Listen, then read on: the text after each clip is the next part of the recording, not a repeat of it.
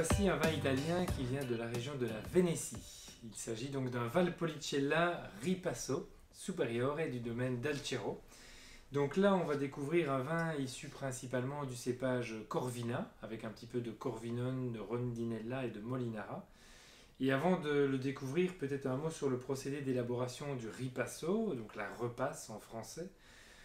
Pour un rappel, dans la région de Valpolicella, non loin du lac de Garde et de la cité de Vérone, on fait l'Amarone, qui est un vin rouge très puissant.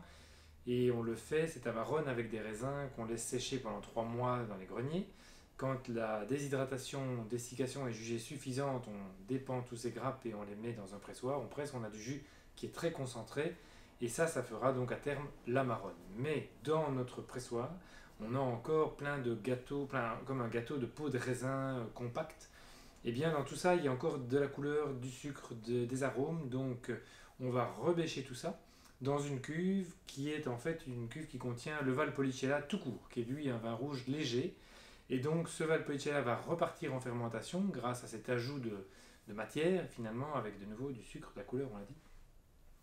Ça va repartir en fermentation, c'est la technique du ripasso et de la repasse, vous l'avez compris.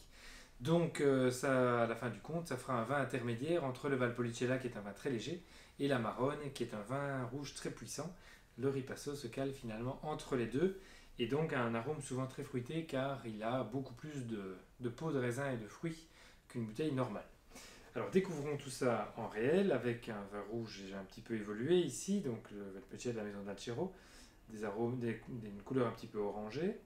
Au nez, on a un vin effectivement très sur le fruit, avec des nuances de fruits bien mûrs, un petit peu confiturés, quelques touches de pruneau également, mais c'est vraiment très très gourmand. Donc ce côté un peu cassis, crème de mûr, gelée de cassis. Donc du fruit rouge, du fruit noir, sur un degré de maturité vraiment bien élevé. Ce côté un peu cerise amarena, cerise confite.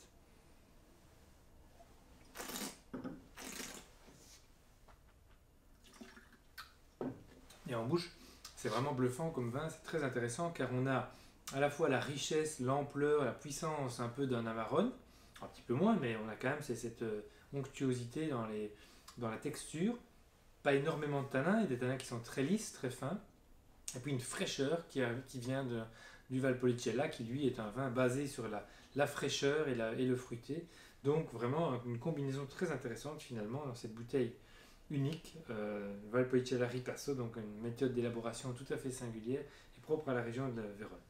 En termes d'accord, on peut l'agrémenter de viande blanche, de viande rosée, de l'agneau, du canard, ce serait à mon avis l'idéal, voire même du bœuf, mais pas sur des préparations trop fortes non plus.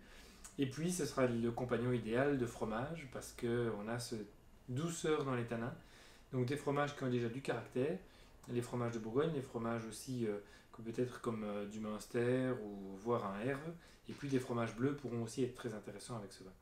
Donc n'hésitez pas à vous laisser tenter vers un goût nouveau, quelque chose de différent, donc le Valpolicella Ripasso. Bonne découverte.